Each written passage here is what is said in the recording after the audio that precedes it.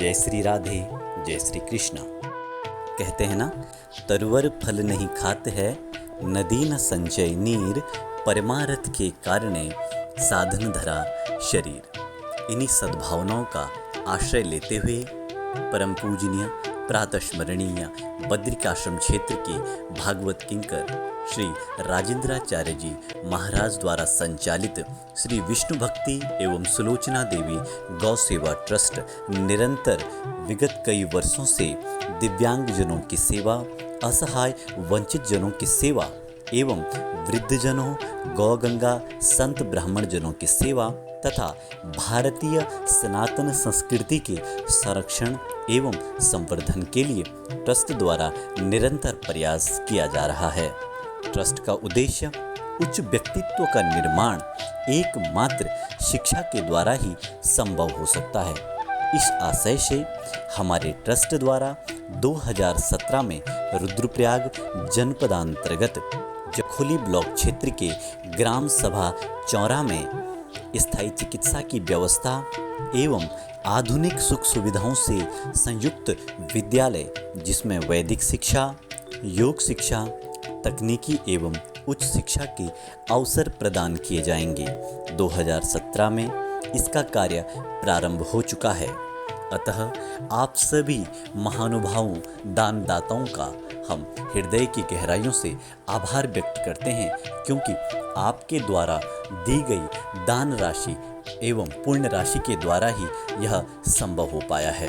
अतः आप सभी महानुभावों से करबद्ध प्रार्थना है कि आपके टीवी स्क्रीन के आगे कुछ नंबर फ्लैश हो रहे हैं, आप उन नंबरों पर संपर्क साध सकते हैं एवं अपनी दान राशि, पुण्य राशि ट्रस्ट को समर्पित कर सकते हैं।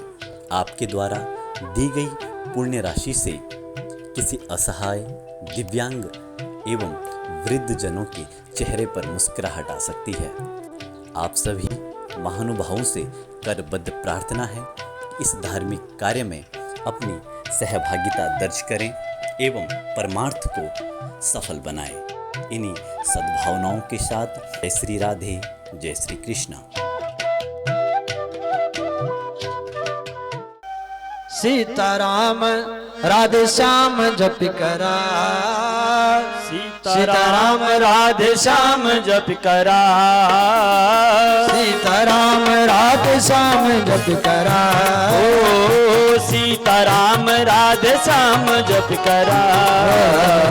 दिन को मन की चोला भज करा, हरि ओम मन के चोला भज करा, हरि ओम मन के चोला भज करा।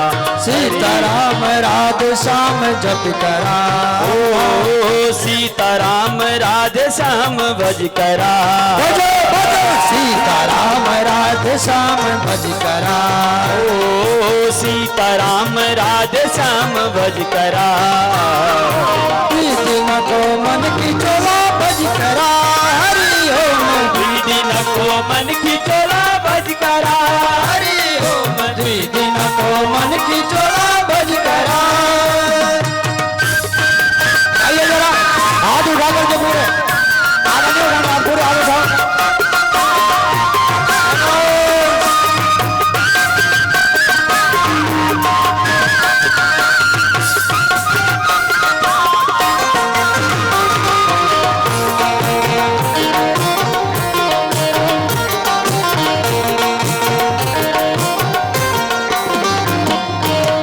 बड़ा भागन मिलियो मन की चोला, बड़ा भागन मिलियो मन की चोला, बड़ा भागन मिलियो मन की चोला, भागन मिलियो मन की चोला। सत्संग मायक सभी हरे कृष्ण बोला, सत्संग मायक सभी हरे कृष्ण बोला, सत्संग मायक सभी हरे कृष्ण बोला, सत्संग मायक सभी हरे कृष्ण बोला। काम काज सभी अपनों जय हो काम काज सब अपनों कर करा, काम काज सभी अपनों कर करा, काम काज सब अपनो कर करा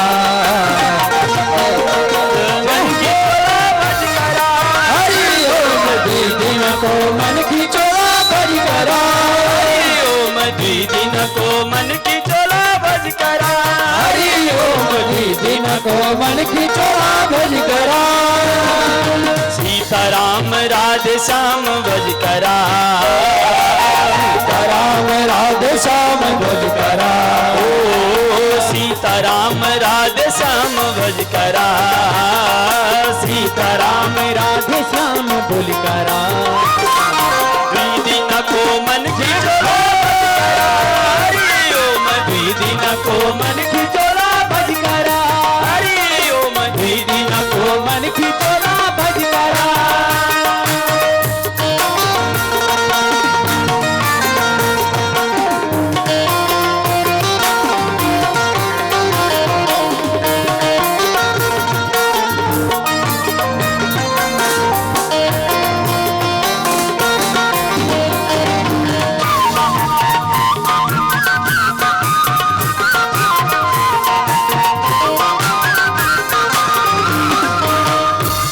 कामायो सभी अखी छोटी जान करो कामायो सभी अखी छोटी जान करो कामायो सभी अखी छोटी जान करो कामायो सभी अखी छोटी जान दान पुण्य कर कराइन काम आन दान पुण्य करी कराये न काम आन दान पुण्य कर कराइन काम आन दान पुण्य करी कराये न काम आन खाली होने खाली जान देख करा खाली और खाली जान देख करा खाली और खाली देख करा ओ खाली और खाली जान देख करा द्विदिन को मन की चोला भज करा हरि ओम द्विदिन को मन की चोला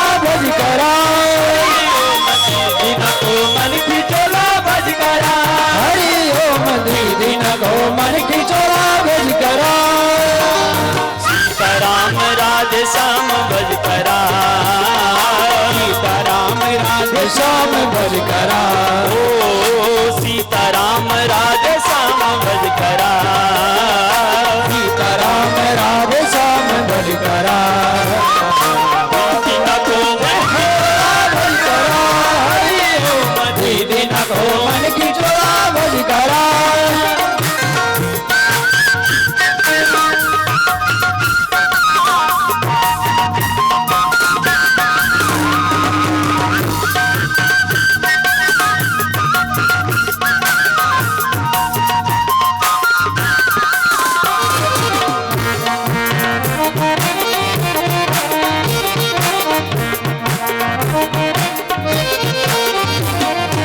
राम राम भजी भजी पाप कटे जांदा राम राम भजे भजे पाप कटे जाता राम राम भजी भजी पाप कटे जांदा राम राम भजे भजे पाप कटे जाता सुनी भजद राम नाम अंत पछतांदा जुनि भज राम नाम अंत पछतांदा सुनी भजद राम नाम अंत पछतांदा जुनि भज राम नाम अंत पछतांदा जीवन को मोल काज तुल करा जीवन को मोल काज तुल करा ओ जीवन को मोल काज तुल करा जीवन को मोल काज तुल करा द्विदिन को मन की चोला भज करा हरि ओम द्विदिन को मन की चोला भज करा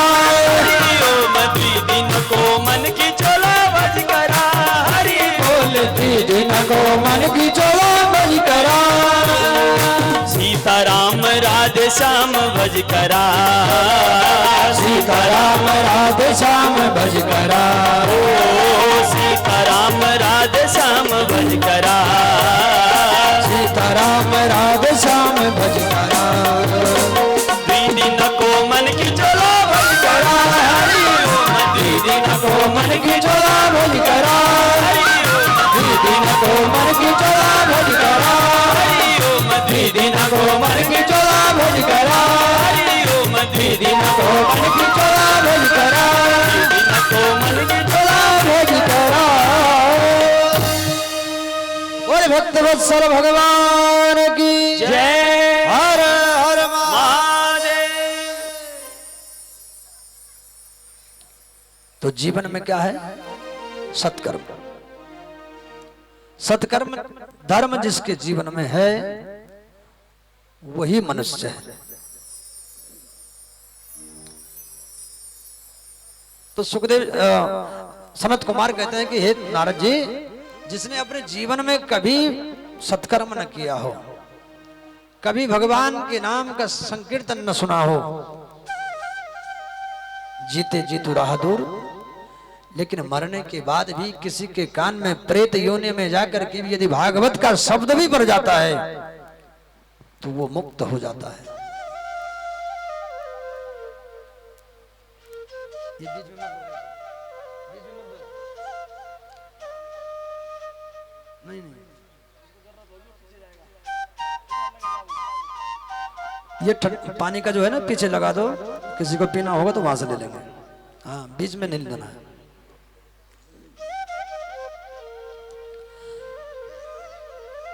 बोले राधा कृष्ण भगवान की जय जय श्री राधे श्याम। ऋषियों ने कहा ये मानवा पाप कृतस्तु सर्वदा सदा दुराचार रता विमार्गगा क्रोधग्निनग्ना कुटिलस्य कामिना सप्ताह यज्ञेन कलो पुनन्दिते। अपने जीवन में जिसने कभी भगवान का नाम श्रवण न किया हो, भगवान की कथा न सुनी हो, मरने के बाद कहीं प्रेत योनि में जाकर के भी वो भगवान की कथा सुन लेता है, भगवान का नाम सुन लेता है, तो उसका भी उद्धार हो जाता है। नारद जी ने कहा बोले महाराज धन्य हो, जीते जीत की तो बात दूर की बात, मरने के बाद भी यदि कोई भागवत की कथा सुन लेता है तो उसका उद्धार हो जाता है। महाराज कुछ बात उतरे नहीं, कुछ दिमाग से ऊपर ही ऊपर निकल गई बात। कोई उदाहरण है आपके पास? ऐसा हुआ भी है कभी? बोले मैं एक कथा आपको बताता हूं, एक कथा सुनाता हूं। तुंगभद्रा नदी के किनारे एक ब्राह्मण रहते थे जिनका नाम था आत्मदेव ब्राह्मण। बड़े सुंदर सुशील ब्राह्मण, वेद वेता, पुराण वेता, श्रोत्रनिष्ठ ब्राह्मण, कर्मनिष्ठ ब्रह्मनिष्ठ। पंडित जी सवेरे उठते, ठाकुर जी का पूजन करते, भगवान को भोग लगाए बगैर कुछ खाते नहीं, एकादशी का व्रत करते, जितने भी धार्मिक कार्य होते हैं दान इत्यादि सब कुछ किया करते थे। लेकिन दैववश की बात है, पंडित जी की कोई संतान नहीं हुई।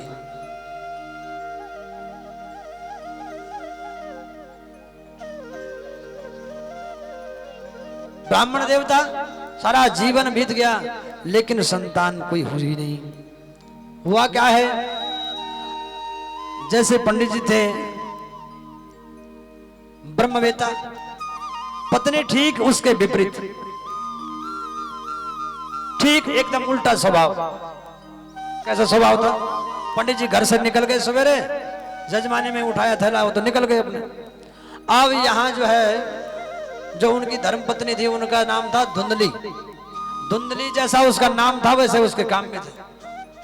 दिन भर पड़ोसियों से झगड़ा, इससे झगड़ा उससे झगड़ा, बात बात पर अपने आप रास्ते खोद देती थी और खुद ही झगड़ा कर देती। किसी का नलका थोड़े खुद ही तोड़ दिया, खुद ही लड़ने पड़ जाती थी। माने उसकी ऐसी आदतें कि पड़ोसी सब परेशान उससे। अपने घर का कूड़ा दूसरे की छत में डाल दिया और गालियां भी खुद ही दे दी। लड़ने के लिए हर समय तैयार रहती थी, बिल्कुल सिंह तैयार रहते थे। कुछ दिन ऐसा ही समय बीतता गया। ब्राह्मण देवता का एक दिन पत्नी के साथ झगड़ा हुआ, क्योंकि जब विपरीत परिस्थितियां होती है ना परिवार में, विचार एक ना हो तो हमेशा कुछ ना कुछ झगड़ा होता रहता है। इसलिए कभी भी आप जो है कभी विवाह करो बच्चों के तो जन्म कुंडली मिले ना मिले, लेकिन विचार मिलने बहुत जरूरी है।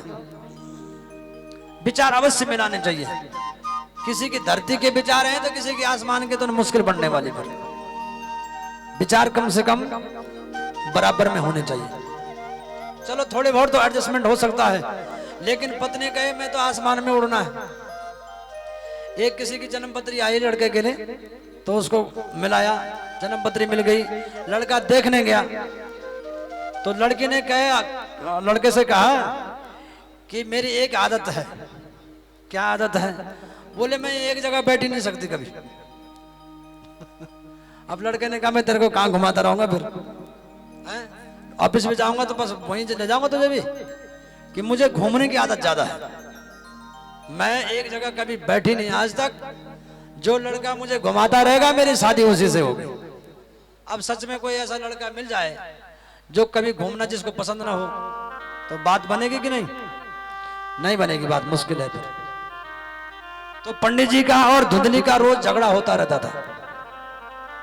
अब जब झगड़ा होता रहता था तो उनको वैराग्य भी आ गया था। उन्होंने कहा बस तू करता रह, जो तेरी इच्छा आती वो कर, तो मुझे डिस्टर्ब मत कर, मेरे काम से बस। कम से कम मुझे ये इतना सामान दे दे तो सवेरे मेरे पूजा के बर्तन धुले हुए दे दे, बाकी तू गाली दे, कुछ कर, बना खाना न बना, मैं बस देख लूंगा अपना। ये जीवन है, जैसा भी बीतेगा देख लेंगे। लेकिन जैसे जैसे बुढ़ापा आने लगा मन उदास होने लगा, क्या होगा? क्योंकि बुढ़ापे में तो पत्नी की ज्यादा आवश्यकता पड़ती है। हाथ पैर काम नहीं कर रहे हैं, कहीं पर जोड़ों में दर्द हो रहा है? वृद्ध काली मृता भार्या परहस्त गतम धनम। बुढ़ापे में जिसकी पत्नी चले गई हो उससे पूछो क्या हाल है बेचारे का। कौन पूछेगा? बेटा बेटियां होंगे वो अपने, लेकिन बुढ़ापे में यदि धर्म पत्नी चली जाए तो उस आदमी का जीवन नरक समान हो जाता है।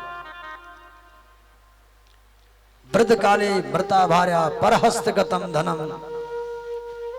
दूसरों के हाथ में गया हुआ पैसा, वृद्ध काल में स्त्री चले जाना। धन है लेकिन लोगों के पास फंसा हुआ है, क्या करना उसका, किसी काम का नहीं। और पराए दिन भोजन, ये दो तीन चीजें ऐसी हैं जो कि बहुत दुखदाई होती हैं। पंडित जी महाराज दिन प्रतिदिन उदास होने लगे अपने जीवन से। क्या होगा, बेकार है मेरा जीवन। अब आज निकले तो निकले और कल निकले भगवान। अब तो रोज प्रार्थना करते हैं, हे प्रभु मुझे बस उठा ले इस दुनिया से। रोते थे ठाकुर जी के सामने बैठ करके, प्रभु मैंने ऐसा क्या पाप कर्म कर दिया। जजमान लोग रोज घर पे आकर के कहते हैं, पंडित जी मुझे लगता है कि पितृदोष है कुछ कुंडली में आपके। बताओ, जीवन भर तो पंडित जी ने देखी कुंडलियां, अब लोग पंडित जी की कुंडली बता रहे हैं कि आपकी कुंडली में पितृदोष है, इसलिए औलाद नहीं हुई, संतान इसलिए नहीं होती क्योंकि पितरों का दोष है। कुछ पितरों का उपाय कीजिए, गया श्राद्ध वगैरह करो, बद्रीनाथ में जाओ, पिंडदान करो, हो सकता तब हो जाए। भागवत की कथाएं करा लो। अब पंडित जी कैसे समझाएं, क्योंकि अपने आप तो आदमी रह भी जाए लेकिन पड़ोसी जीने नहीं देते, फिर पड़ोसियों को बड़ी दिक्कत हो जाती है भी तो तब भी, और नहीं भी है तो भी। सबसे ज्यादा दिक्कत किसको होती है? पड़ोसियों को। बस अगर खा रहे हैं तो क्यों खा रहे हैं, और नहीं खा रहे हैं तो क्यों नहीं खा रहे हैं। तो पड़ोसी आ जाते थे उठ करके, पंडित जी का रोता हुआ मुख देख देख करके और समझाने लग जाते थे रास्ते में ही। कैसे समझाएं, पंडित जी कह रहे हैं, मैं कैसे समझाऊं इन लोगों को, क्या करूं। जैसा होगा भाग्य में देखा जाएगा। एक दिन पंडित जी का झगड़ा हुआ, भयंकर झगड़ा हुआ धुंधली से, और वन में चल पड़े दूर। अब तो मैं दोबारा इस घर में नहीं आऊंगा, दूर कहीं जंगल में जाकर के कुआं में छलांग लगा दूंगा, ये जीवन लीला समाप्त कर दूंगा आज ही। दूर पहुंचे जंगल में, और एक पीपल का वृक्ष है, बिहड़ जंगल, वहां पर बैठ करके अपने सिर पकड़ करके रोने लगे, हे परमात्मा मैंने इस जन्म में कोई ऐसा कार्य नहीं किया है जिसके कारण मुझे ऐसी सजा मिल रही है। पूर्व जन्म की बातें मुझे याद नहीं है, लेकिन इस जन्म में मैंने किसी का बुरा नहीं किया है। इतनी कठोर सजा मुझे, कौन से कर्म की सजा मुझे मिल रही है? अगर भगवान मुझे मिलते तो मैं अवश्य पूछता, हे प्रभु ये सजा कौन से कर्मों की, कौन से जन्म की सजा दे रहे हो? वृक्ष लगाता हूं फलदार, उस पर फल नहीं आते हैं। गाय ले आता हूं तो दूध दे नहीं होती नहीं है गाय, जितना दूध पहले था वो 1 साल तक पी लिया, दोबारा वो गाय नहीं होती है। क्या करूं? घर में तुलसी लगाता हूं वो सूख जाती है।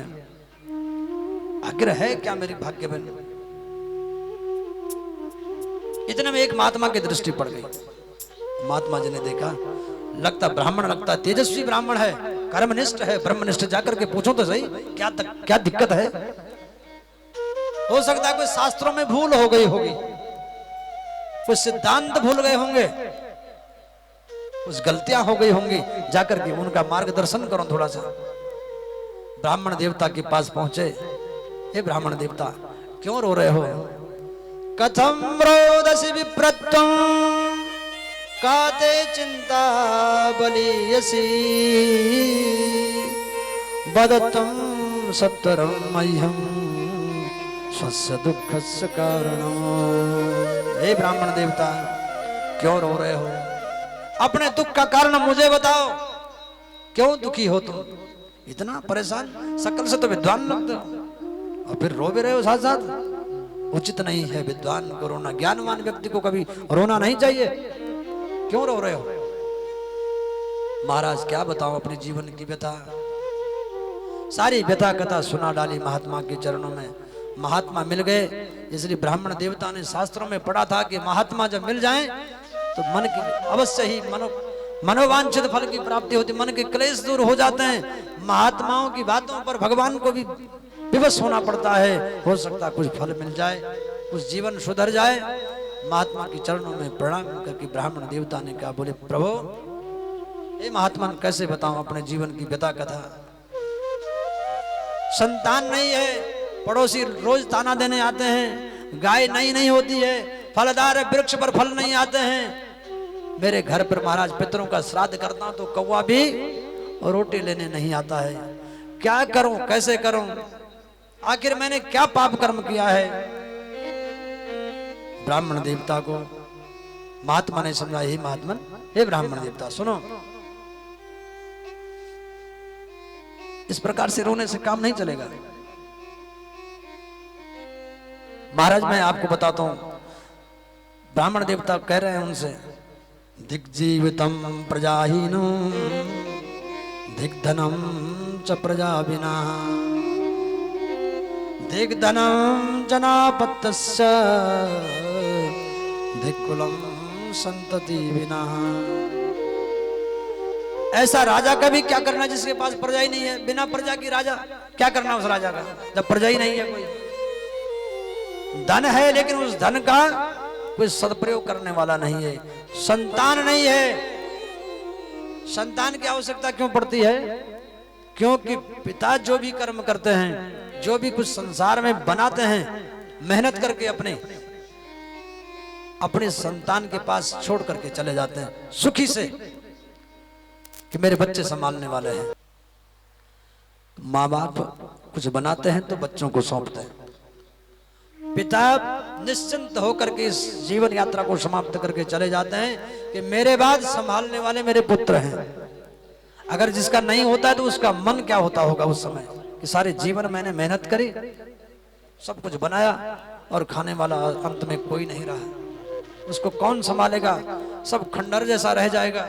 लोग उसमें क्या क्या करेंगे, उजाड़ेंगे, कोई कुछ जिसके काम की जो चीज होगी सब निकाल करके ले जाएंगे। उसके मन पर क्या बीतती होगी उस समय जिसका कोई संभालने वाला नहीं रहता। ऐसी ब्राह्मण देवता ने, उन्होंने सोचा मैंने इतना सब कुछ मेहनत की जीवन में, लेकिन कुछ नहीं लगा हाथ, आखिर क्या जीवन जिया मैंने। समझाते हैं महात्मा, समझाते हैं आपको अज्ञान, जिस प्रकार से अज्ञानता बस आप ऐसी बातें कर रहे हैं, मोह बस। मुंचा ज्ञानम प्रजारूपम बलिष्ठा कर्मणो गति। मुंचा ज्ञानम प्रजारूपम बलिष्ठ कर्मणो गति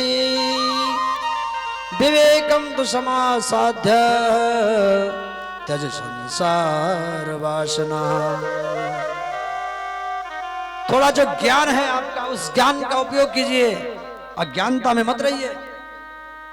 बलिष्ठा कर्मणो गति, हे ब्राह्मण देवता, कर्मों की गति बड़ी गहन होती है, बलिष्ठ होती है, बहुत बलवान होती है। पता नहीं क्या किस्मत में लिखा है, ये तो मैं भी आपको बता नहीं सकता। लेकिन एक काम कीजिए, इस समय तुम्हारी जो विद्या है, जो पढ़ाई है, अगर तुमने कुछ अर्जित किया है तो विवेकम तो समासाध्य त्यज संसार वासना। ये जो आप जो रो रहे हैं ना, क्यों रो रहे हैं? अज्ञानता के कारण। पढ़ा तो बहुत है अपने, लेकिन सब मोहवश, मोह निशा सब सो अनिहारा, देखें स्वप्न अनेक प्रकारा। आप ये बताओ, इस संसार में हम आए थे ना, अकेले आए हैं, अकेले जाना है, तो फिर आप यहाँ छोड़ने की बात क्या करते हो कि कैसे छोड़ूंगा, किसके पास छोड़ूंगा? अरे जो है सो यही तो रहेगा, यही से तो लिया। ये मोह है हमारा। आप मोह बस इसको त्याग करके अपने विवेक का उससे काम लीजिए, और संसार की वासनाओं जो आपके चित्त पर जो संसार चिपका हुआ है, इसको हटाने का प्रयास करें।